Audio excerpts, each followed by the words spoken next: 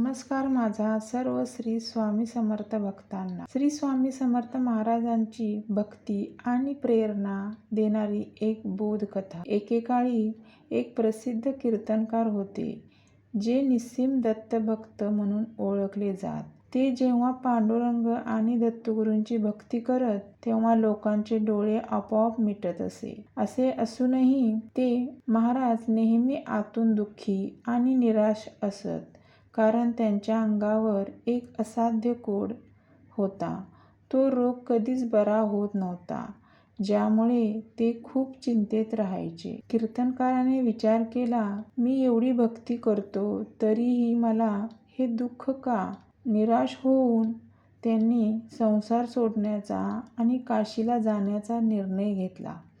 काशीला जाण्यापूर्वी त्यांनी गाणगापूर येथे जाऊन दत्तचरणी कस्तुरी वाहण्याचे ठरविले. गाणगापूरला पोहोचल्यावर ते भावुक होऊन रडू लागले आणि म्हणाले, माझी भक्ती अपूर्ण आहे का?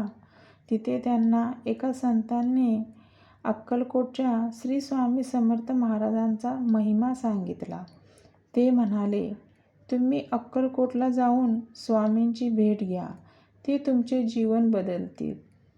कीर्तनकार चालत चालत अक्कलकोट नगरीत पोहोचले. त्यांनी पाहिले की स्वामी एका वटवृक्षाखाली बसले आहेत आणि हसत आहेत. स्वामी त्यांना पाहून म्हणाले, अरे कीर्तनकारा, काय विचार करतोयस? तू इतरांची कीर्तनातून सुटका करतोस, पण स्वतःच्या विचारांच्या तुरुंगात अडकला आहेस. स्वामींनी त्यांना जवळ बोलावले आणि प्रेमाने विचारले, काय हवे आहे तुला? कीर्तनकाराने हात जोडून विनंती केली, महाराज, माझी भक्ती स्वीकारून मला या रोगातून मुक्त करा. स्वामी समर्थ हसले आणि म्हणाले, तुला तुझ्या भक्तीवर आणि कर्मावर संशय आहे का? फळाची अपेक्षा न करता कर्म करत जा. भक्तीमध्ये स्वार्थ नसावा. स्वामींचा हा उपदेश ऐकून कीर्तनकाराला खूप मोठा मानसिक आधार मिळाला.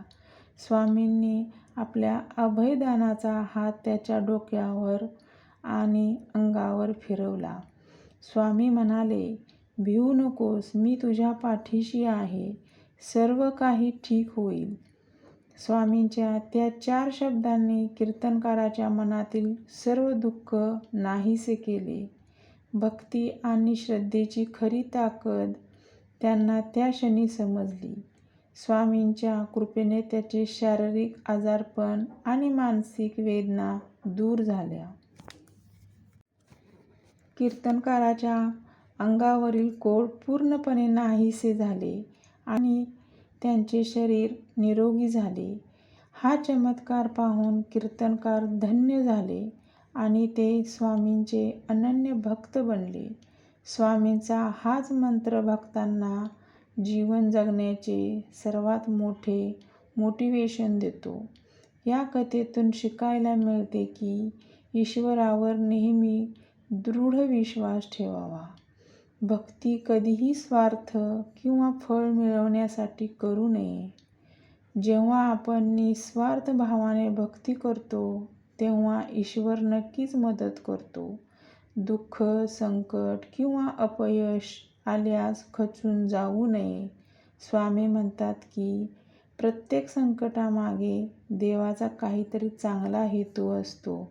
जीवनात कोणतेही काम करताना एकाग्रता आणि निष्ठा असणे अत्यंत आवश्यक आहे. स्वामींचे भिवू नकोस हे वचन माणसाला प्रत्येक क्षेत्रात लढण्याची ऊर्जा देते. स्वामी नेहमी भक्तांना सन्मार्गाने आणि चांगल्या कर्माने जगण्याची शिकवण देतात. भक्ती केवळ पूजेपुरती मर्यादित नसून ती आचरणात आणण्याची गोष्ट आहे.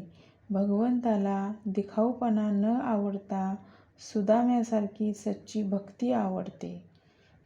माणसाने आपल्या कर्मानुसार फळाची चिंता न करता कर्तव्य करत राहावे. स्वामी केवळ मानवाचेच नाही तर प्राणी आणि निसर्गाचेही कल्याण करणारे होते. त्यांच्या लीला आणि शिकवण आपल्याला जीवन जगण्याची योग्य दिशा दाखवतात. आज्ञापालन आणि गुरूवरील श्रद्धा माणसाला सर्वोच्च यश मिळवून देते. दररोज स्वामींचे नामस्मरण केल्याने घरातील नकारात्मक ऊर्जा नष्ट होते. स्वामींचे स्मरण माणसाला वाईट सवयी आणि विचारांपासून दूर ठेवते. अक्कलकोट हे लाखो भक्तांसाठी शांती आणि समाधानाचे केंद्र बनले आहे. स्वामींच्या चरणी लीन झाल्यावर अहंकार आपोआप गळून पडतो. त्यांची शिकवण आजही आपल्याला जीवनाच्या प्रत्येक कसोटीवर यशस्वी करते. श्री स्वामी समर्थ या नाममंत्रात अथांग शक्ती आणि ऊर्जा समाविष्ट आहे.